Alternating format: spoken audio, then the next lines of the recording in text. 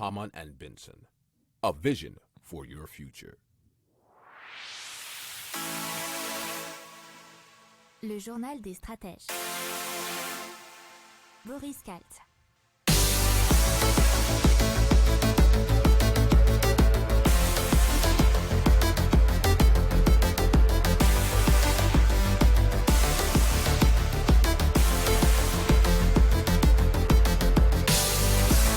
Bonjour à tous et bienvenue dans le journal des stratèges consacré aujourd'hui à la tech. Allez, au sommaire, on va vous parler de voitures volantes, on va vous parler de yachts, catamarans volants aussi, donc ça vole pas mal aussi aujourd'hui. Toujours dans les cieux, on va vous parler d'un avion qui pourrait être 22 fois plus rapide qu'un Airbus. On va aussi vous parler de l'espace avec des dépôts de carburant en orbite. Assez insolite, et on va vous parler de la Chine qui reconstruit une deuxième lune, mais miniature cette fois-ci.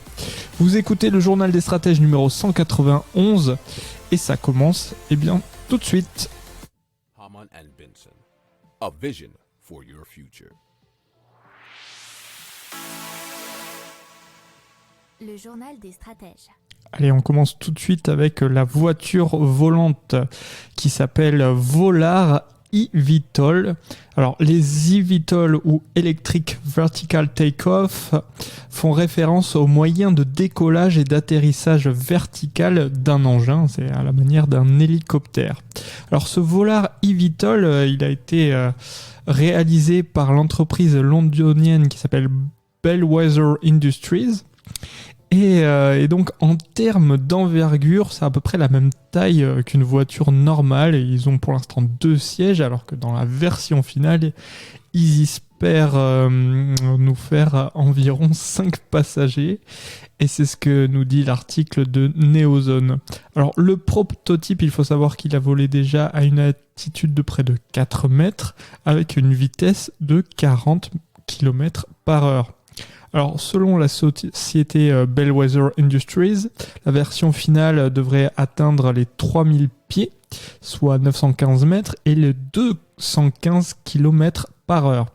Ils auraient une autonomie d'environ 90 minutes pour une distance allant de 220 à 300 km.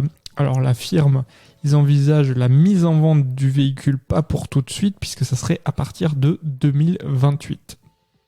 Hamann and Benson, a vision for your future. Le journal des stratèges. Allez, on reste plus ou moins dans les airs, ou enfin avec les modifications qui sont possibles pour partir de la Terre sur les airs avec l'Air Yacht. Alors c'est une vision futuriste d'un objet dirigeable qui se déplace sur l'eau ou dans les airs avec 2 ballons à hélium durable. Il a été designé par le célèbre designer italien Pier Paolo Lazzarini. Il pourrait bientôt être présenté au public. Alors c'est ce qu'on appelle un dirigeable catamaran, puisqu'il a la même forme qu'un catamaran, auquel sont ajoutés 2 dirigeables de 150 mètres de long. Les 2 structures sont reliées par un pont central de 80 mètres de long qui contient la cabine principale. Ensuite, qu'est-ce qu'on a de plus ? On a chacun des dirigeables qui contient 5 cabines attenantes. L'Air Yacht parvient non seulement à tenir dans le ciel comme un véritable avion, mais il est également capable d'atterrir directement sur l'eau. Alors, quand il atterrit sur l'eau, qu'est-ce qui se passe ? Une base gonflable maintient la structure à flot et lui permet de se déplacer à une vitesse assez faible de 5 nœuds, soit 9 km/h. Hamann and Benson, a vision for your future. Le journal des stratèges.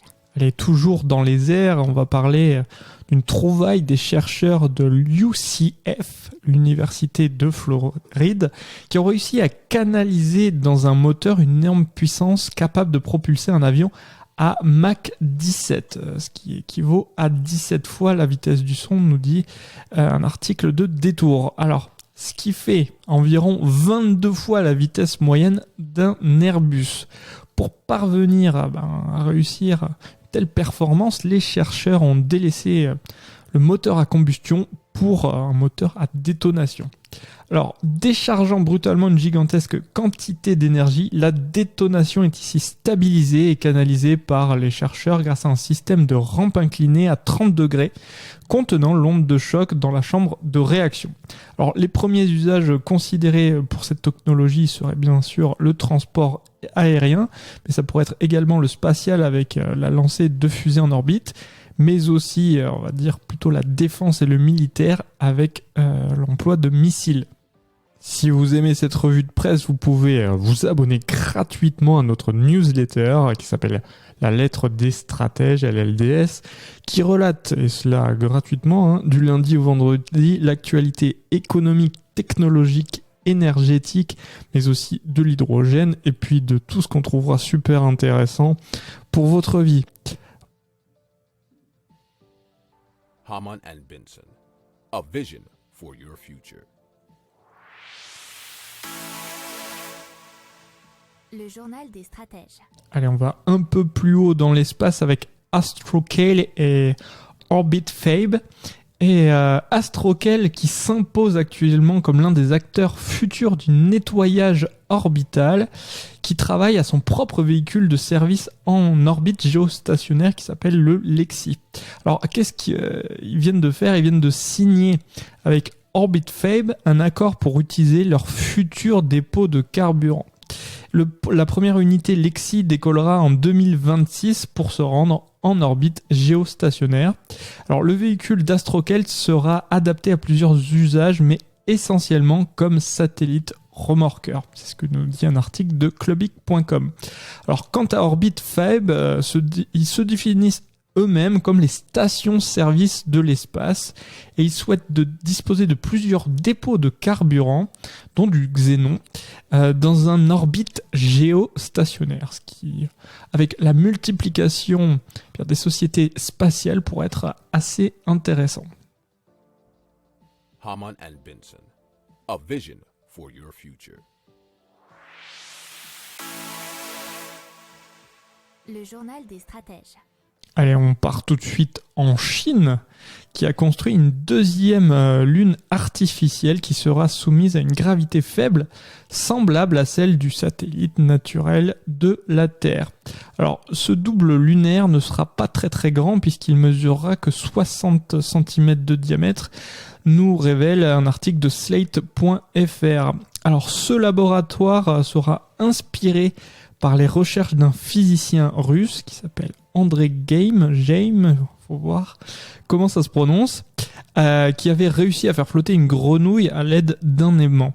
Alors, l'appareil chinois utilise une chambre à vide et un puissant champ magnétique pour reproduire une gravité faible. Pour que l'illusion soit complète, l'intérieur de ce simulateur basé à Xuzhou, dans la province de Jiangsu, sera tapissé d'un paysage au style lunaire. Hamann and Benson, a vision for your future.